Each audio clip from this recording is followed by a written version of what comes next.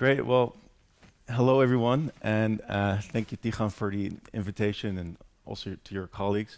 Thank you, Robert, for this wonderful parallel between Detroit and Las Vegas, which made me think about the work of Hal Rothman and his book on actually calling Las Vegas the last Detroit, because he claims this is one of the few cities where kind of low-educated people can still have a middle-class living and achieve the American dream of a single-family home and a two-car garage on a very typical hospitality job.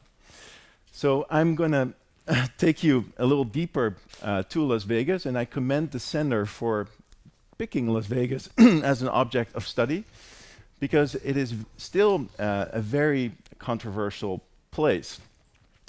And yet, if you look at the history of Las Vegas, it's quite phenomenal, especially the Strip, a place that was almost nothing 70 years ago, a stretch of desert land with maybe a few bushes and a chakwala, the only species that survives in the Mojave Desert, has grown to what has really become one of the most famous boulevards, and for about two decades in the US, Las Vegas was the fastest growing metropolis.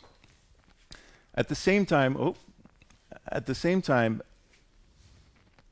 Las Vegas now has an impact on other cities as far as Singapore, that built its new central business district around a Las Vegas owned casino, the Las Vegas Marina Bay Sands, which you can see here.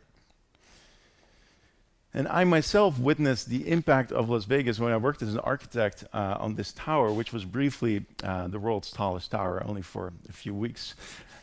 But when our Chinese clients visited Las Vegas, they wanted Las Vegas. And we ended up building this Ferris wheel, this bubble tram, the world's highest Ferris wheel for them, as well as this kind of laser and LED lighting that they were inspired from Las Vegas and wanted to see in China, in this case in the city of Guangzhou. So this is precisely my argument. On one hand, Las Vegas is portrayed as this deviant and the Strip a display of architectural freaks. But at the same time, the Las Vegas Strip, as I argue in my book, is more representative of trends in American cities than perhaps other cities than we'd like to admit. And I'm going to talk about 5 key trends. Of course, I'd love to tell you about the whole book, but I only have 30 minutes, so I keep it to these 5 points. And those are the invention of the integrated resort, the technological infusion into the built environments, branding and immersive environments, the privatization of public space, or I should say making public space appear more private, and hedging environmental risk. So I'll start with the integrated resort. So what's a key invention of the kind of Las Vegas gaming industry has been the integrated resort. It's moving the casino away from just a place to gamble to a place where you can have an entire vacation and almost this entire mini city. If you look at the latest casino resorts, they're truly these mega projects with up to 5,000-6,000 rooms, not just a place to gamble, but also a place to do business, a place for entertainment, a place to see a show, a Broadway show, a place for retail. It becomes this kind of all-in-one destination. So there's a really incredible evolution of this typology around the linear city where Robert referred to. And this is the first resort that was built along the Strip, El Rancho, and you see there was virtually nothing there. And at the time, it was incredibly risky to do this because no one knew this was going to be a success, because if you look here at the map, this is kind of Las Vegas downtown. At the time, and here's the Strip just south of the city of Las Vegas, at the time most of the casinos were just in downtown. And there was not much on the strip. So when the first casino was built around here, a lot of people thought it would fail. And people thought, oh, why not build in downtown where all the other casinos were? But for a whole set of reasons, the strip became the dominant center of Las Vegas, and it moved away from this kind of classical gridiron model to the linear city. And of course, this has to do with the automobile, but it also has to do with space. The downtown lots are very small, and this is why the casino could just be that in downtown. It was just a casino. But on the strip, where space was abundant, developers were able to build other things besides a casino to lure people, like building this pool, for instance, right next to the highway. So when you drive, 4, 5, 6 hours from Los Angeles to Las Vegas, this will be this kind of welcome sight, right? And back in the day, there was no air conditioning in cars, so you can imagine if you're driving up 40 degrees Celsius, your wire is literally melting in your car because it's so hot. This could be quite tempting.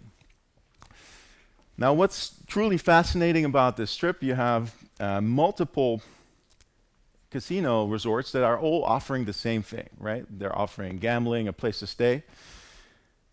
So how can they compete when they have kind of the basic functions that are all the same, and gaming odds are all the same? So what do you do? What would you do if you were a developer? I'm in the School of Architecture and Master of Urbanism. You would build a more impressive casino, right? And how can you do that? Well, you could differentiate yours in various ways, but one of the ways in which they started differentiating was through the pool. So Bugsy Siegel, his nickname was bestowed to him for his temper or his ability to go bugs. He envisioned the flamingo with not just a square pool, notice it had scalloped edges. And then the following pool was even larger, and it was this keyhole-shaped pool. And before you know it, there was this real pool race going on with actually floating crab stables and poolside slot machines. Even underwater muzak is the elevated music. And if you look at this evolution from the 1941 swimming pool all the way to today, it is truly extraordinary. And they've pretty much used virtually every shape, every letter shape of the alphabet. But today, there's the kind of latest incarnation of this pool is the kind of pool nightclub hybrid. Why do you think they merged the pool with the nightclub? Well, so they can charge drinks in the night as well as during the day. These are the world's highest grossing nightclubs. 7 of the world's highest grossing nightclubs are in Las Vegas, and they have the average yearly revenue that's about the same size as a medium-sized tech company. So when there's design mistakes that are being made, this can be very costly. So the Def Ray, the Vidara, this resort or this hotel that was built in this concave shape and has very reflective facade, which really converged all light rays into this single spot, which happened to be the pool, and it burned so hot that it literally melted plastic cups and burned people's hair. Today, kind of the most impressive form of this pool race is actually not in Las Vegas, but in Singapore, that has literally built kind of the world's highest kind of infinity pool with an incredible view over the downtown. So what does it mean, this integrated resort? What is so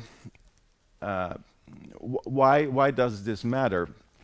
Well, first of all, because of this integration of different types of activities besides gambling.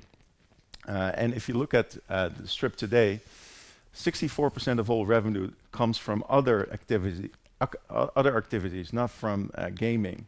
So because of this, de-emphasizing of gambling, the casino complex, or the integrated resort as the euphemism is, becomes more acceptable to other places, places including Singapore, which is seen as a model city throughout Asia. It's also a place that outlaws chewing gum, right? So here you have a place that is now building its new central business district around the Las Vegas-style casino. Or a city like Macau, right? If you look at the liberalization of the gaming industry in Macau in the year 2000, the import of the Las Vegas-style integrated resort is solely is the sole reason for its current transformation from this kind of gridded downtown, which also has this historical UNESCO component, to the linear city here in the island of Cotai. And today, Macau makes 7 times the revenue that Las Vegas does. And here is the Cotai Strip.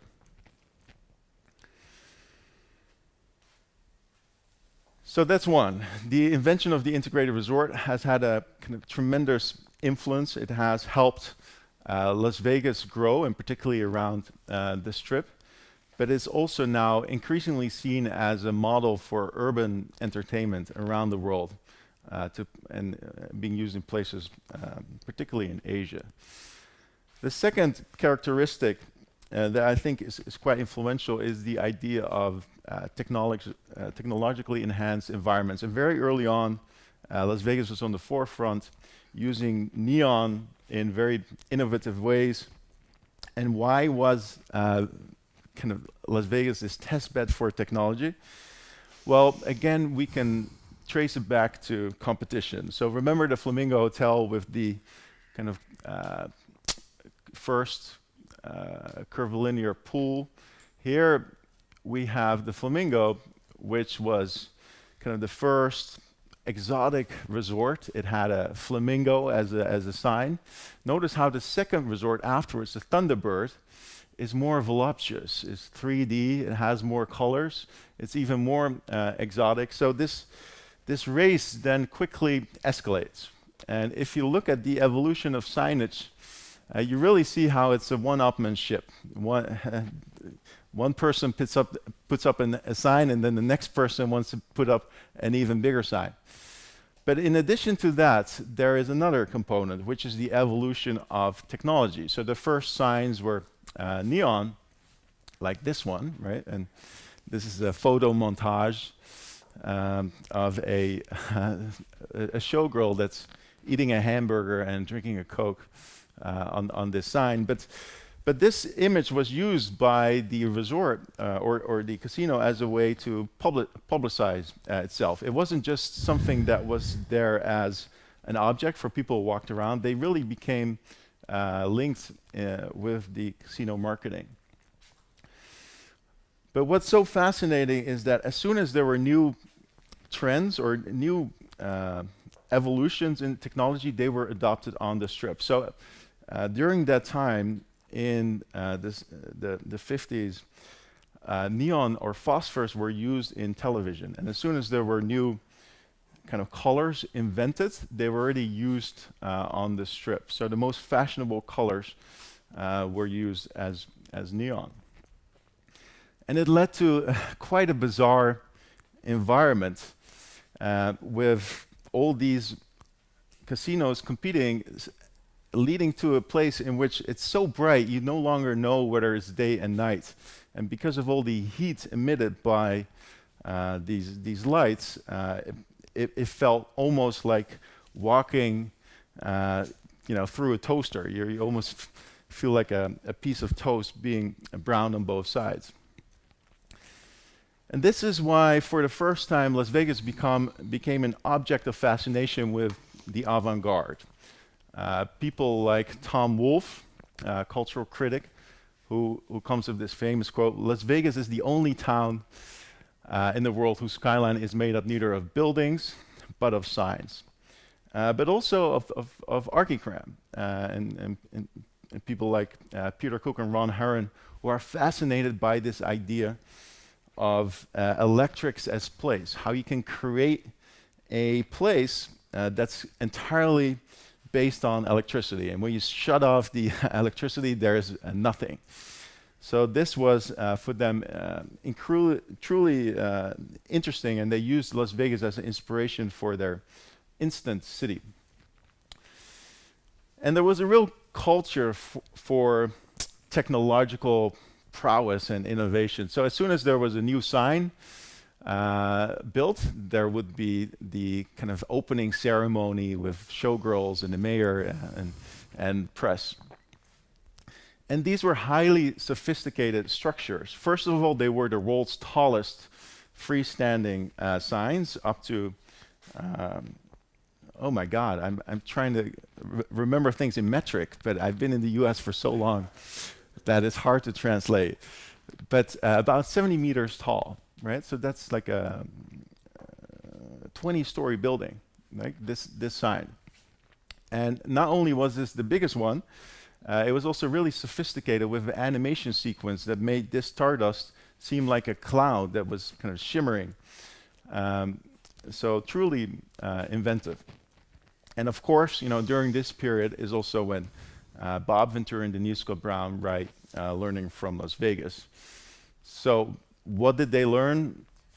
I'm sure you know the big sign, little building, and that was typical of that time, when you had signs that were so tall that they were even bigger than the buildings right next to it. And you can imagine being the architect of this building, and suddenly the owner decides to put up this sign. So there was quite some tension between kind of classically trained architects in modernism and then the reality of the strip. Or the decorated shed. This was the type that Ventura and Scott Brown sort of aspired to, the idea that you had this shed-like building, nothing special, but that the only aspect that conveyed the building's identity was this sign up front. And the Stardust definitely fit that model. And this, by the way, was also the resort where they stayed when they were there with their Yale students. But this decorated shed, which was virtually a building with a sign put in front of it, also led to some difficulties. Like, imagine staying in one of the rooms and suddenly they built this sign right in front of you. And where you previously had a view of the strip, now you're looking right at the guts and all the wires of these world's largest sign. Perhaps not the most interesting view, and also a view with a lot of sounds related to it because of all the clicking noises that this technology made. But at the same time, for the casino, it had a double purpose. It kept gamblers awake and in the casino.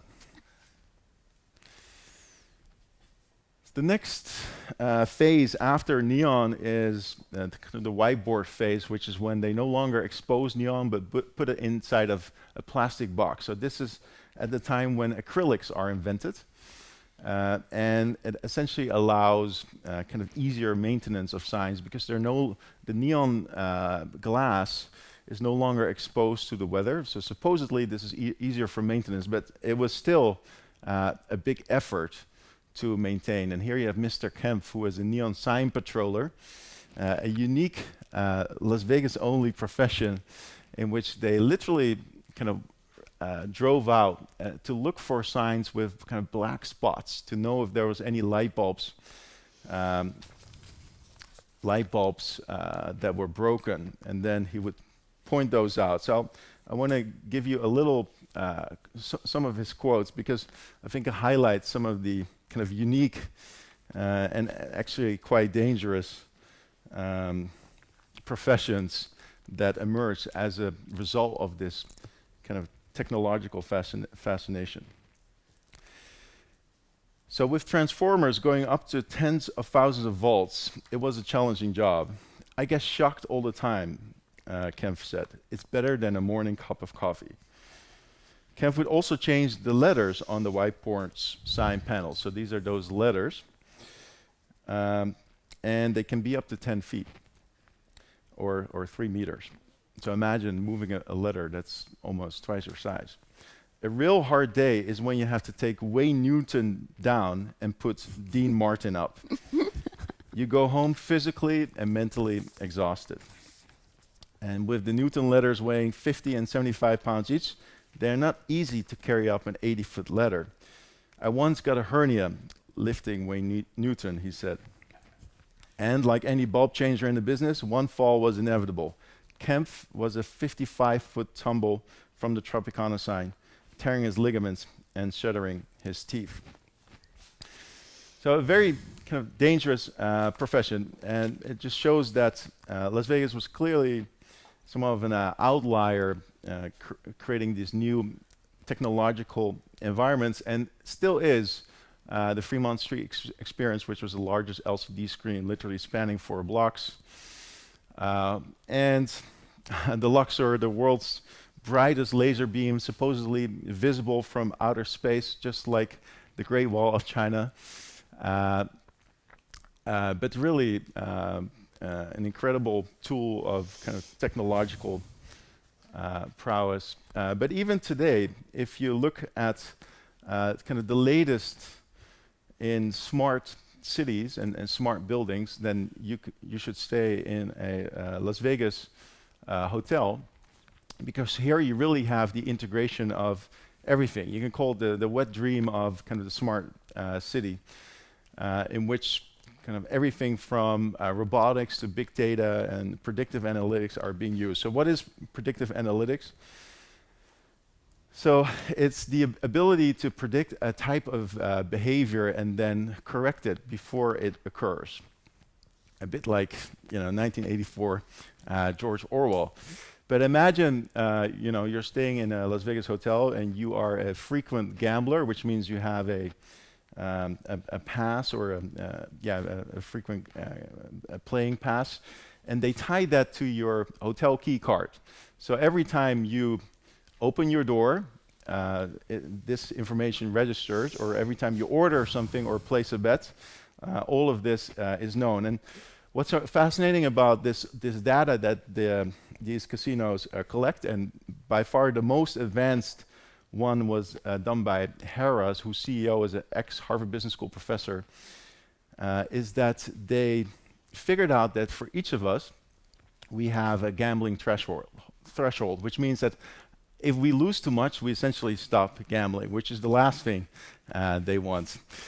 So in order to prevent that from happening, they figure out more or less where your threshold lies, and before you already kind of quit, they have located you, and they may offer you a meal or something like that to kind of soothe the pain, and so you end up spending more money. And this is real science. I mean, they run control groups to make sure that this actually occurs. So just to summarize, so Las Vegas has really been on the cutting edge of integrating technology in environments, and this is something where other cities are headed as well. Third is on branding and immersive environments.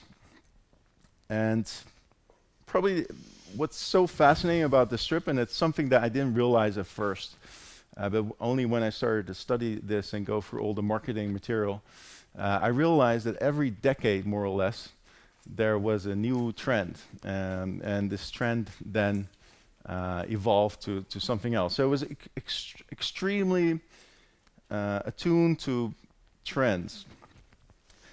The second aspect is that each trend or each image that they pursued was produced in such a way that it created this fully immersive and holistic experience. And if you look at the history of the Strip, there's really all these phases from kind of wild Western style architecture to what is today starter architecture. So it started in the 40s as this Western phase, which was completely produced because Las Vegas was a relatively young town, founded in 1905. It had no Wild West roots. It was simply done because Western movies were popular at the time, and they somewhat mirrored this popularity, and sometimes literally copying movie sets from Hollywood and building them really on the Las Vegas Strip. A decade later, they went from cowboys to astronauts. When the space race was flaring up, the Russians sent the first dog into space, and Las Vegas' response was to rebrand the last frontier, referring to the Wild West, to the new frontier with space age and cowboys. The deep sea voyages, as Captain Jacques Picard goes to the kind of deepest point of the ocean in Las Vegas, this experience gets, you could say, commodified as a restaurant, the Dome of the Sea, which, by the way, was an incredibly immersive experience. And it was a collaboration between a set designer and an architect. They were literally projecting images of seaweed. There was this harpist going around, this figure 8 track, kind of constantly going around, and there was this iridescent clam-shaped ceiling. In fact, it was so immersive that some people even got seasick, unrelated to the escargot of this seafood restaurant. Caesar's Palace, at a time when Roman pop movies and sword and scandal movies were incredibly popular. We see Cleopatra's Barge and etc. But what is truly amazing of Caesar's Palace, though, and that's one of the few resorts that's still around, is that Jay Sarno, the person who developed it, really thought about every touch point of the customer with the brand. So every moment was deliberately designed, from driving past the casino to going in the driveway, to parking your car, to walking up to the receptionist, to the way in which the receptionist talks to you, to going up to in the elevator to your room, to sitting in a restaurant and being offered the so-called grape treatment, which is when they hand a bunch of grapes and put them in your mouth. But seriously, this was really ahead of the time, and for this reason, the business school authors of the experience economy, they coined Las Vegas as the experience capital of the world, pioneering the kind of unique experiences that this new form of capitalism requires, which is that companies today no longer compete with just commodities, but they do so with providing unique and memorable experiences. And they were certainly memorable, like Circus Circus, when you had a acrobat literally landing on the circus floor just above like gambling patrons.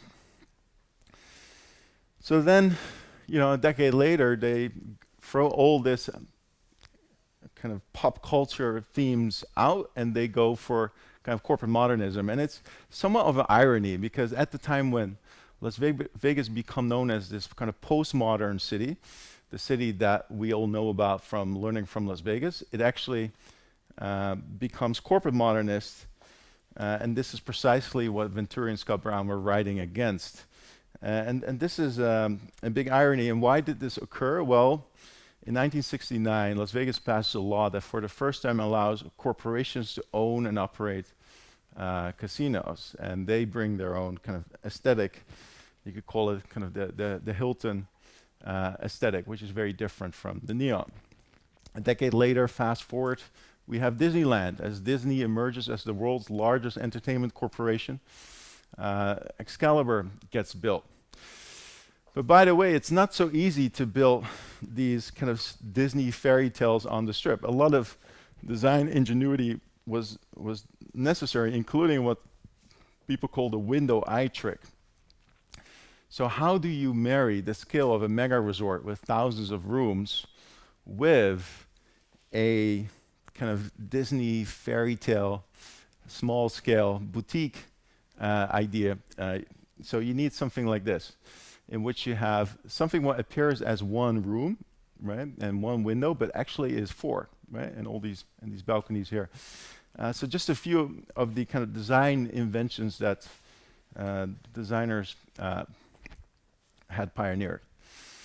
The Venetian, which has all these replicas of well-known monuments from Venice. New York, which also has kind of this more perfect vision of New York that you cannot achieve, and this kind of great image of New York that you can never achieve in New York, because the Statue of Liberty is not on Manhattan. It's on an entirely other island. And yet here in Las Vegas, you can get this ideal Kodak moment, this experience that you could never get in New York. And for some of you versed in cultural theory, this is when Jean Baudrillard talks about the hyperreal, about something that is an improvement upon the real and becomes something so well copied that is actually preferably over the original. And this is what happens in 2011 when this stamp gets produced. It was a mistake by a stock picker that instead of picking the Lady Liberty in New York, the stock picker picked her Las Vegas bastard sister. And notice the difference between the face. It's more feminine, more rounded, and perhaps no mistake, no coincidence that the stock picker picked this image. But by the time the mistake was found out, it was already too late, and millions of these stamps had already been printed. And notice this is a stamp, a forever stamp, a stamp that never, ever expires. And today, star architecture. So Project City Center, Raphael Vignoli, Daniel Liebeskind, Helmut Jahn, KPF. These are the world's top architects, all collaborating on what was at the time United States' largest private development, almost $10 billion project. So just to summarize, so this focus on experience and is something that we see everywhere around us today, right? So when you go to Starbucks, it's not just about the coffee, it's also about the way in which you interact with the barista. When you go to the Apple store, it's not just about the laptop, but also how this laptop interacts with you, or how you interact with the genius and the atmosphere of the store. The fourth aspect is privatization of public space, or making private space appear more public, which is really what is happening. So if you look at this image, the Last Frontier Village was an attraction that was built in the Last Frontier in 1947 to entice people to come. It was about 10 hectares of theme park that was built, about the same size of Disneyland when it opened. And notice, Disneyland opened 10 years after this theme park. And they provided these kind of unique Western-style experiences, and you could go there and take photos with your kids. And this is not too far off from Main Street, USA. But all of this was private property, and they're essentially offering this for free. Today, or actually no longer, but like 2 years ago, if you go to Strip, you could see this kind of battle between ships and pirates live on the Strip and for free, right? With the expectation that you could go in and you would, spend money afterwards. But all of this is essentially private space, but it's made public by these corporations with the idea that people will come in. And they use a lot of design principles to get people in. So first you have this kind of hook on the outside. In the case of Bellagio, you have these fountains, but then there's a series of kind of art pieces and botanic gardens that kind of string people along. Actually, it's not too far off from Disney, where you also have big landmarks and icons that are designed in such a way to kind of pull people through the park. And today, right, when you have big name architects and landscape architects like my friend Jervin Eijk with the firm Melk, who designed the first park on the Strip. Well, this is not a park funded by the city or even built on public land. This is on private property. Corporations that are building kind of public space and making this private space amenable to the public.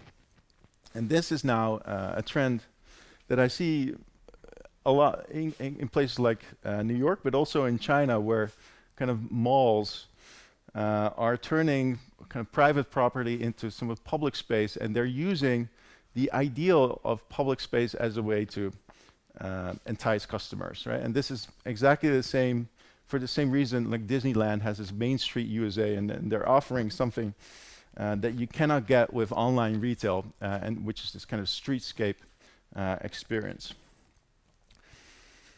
Yeah, but this brings about a lot of interesting challenges, because you're essentially on private space, and private space is subject to kind of private rules, which led to a problem with all these kind of Elvises that started to perform in front of the Bellagio fountains, essentially performing on private space. And initially, the security guards actually prevented them from doing this.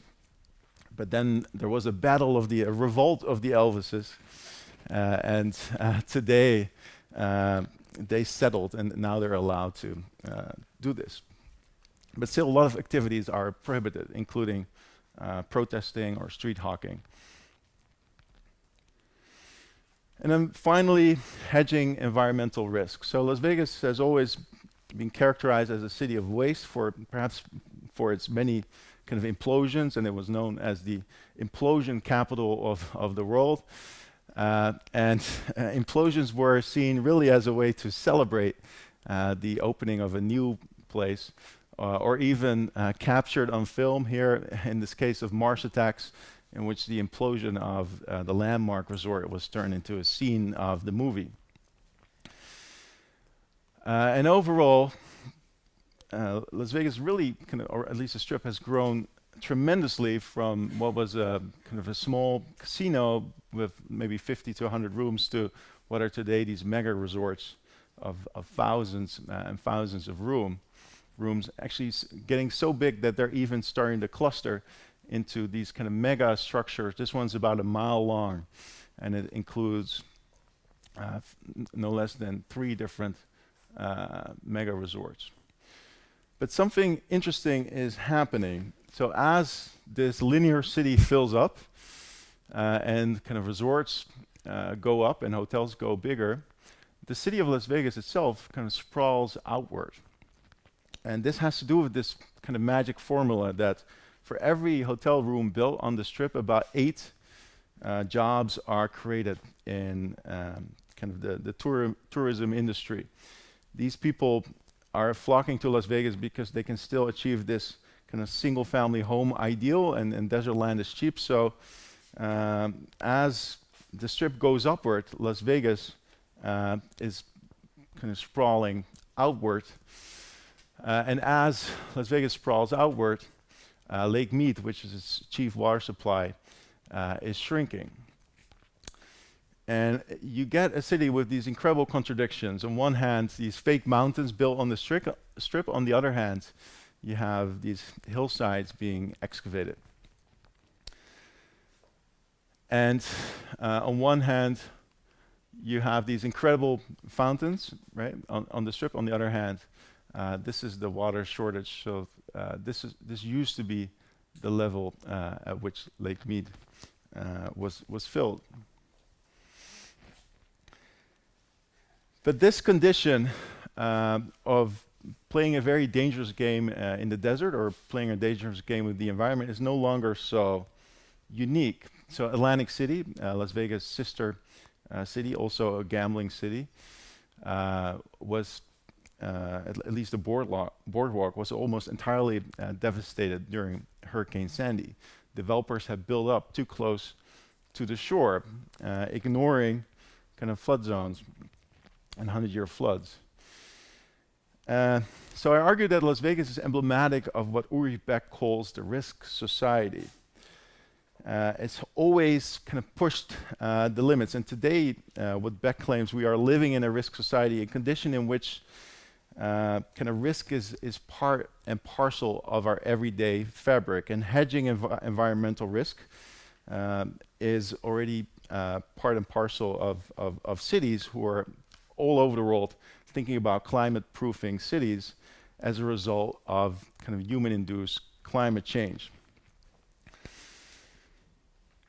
And if we take the 2 degrees Celsius into accord, a lot of the world is starting to appear looking like Las Vegas, right? With desertification occurring in many places, particularly in the US, Africa, and Australia, and the Middle East.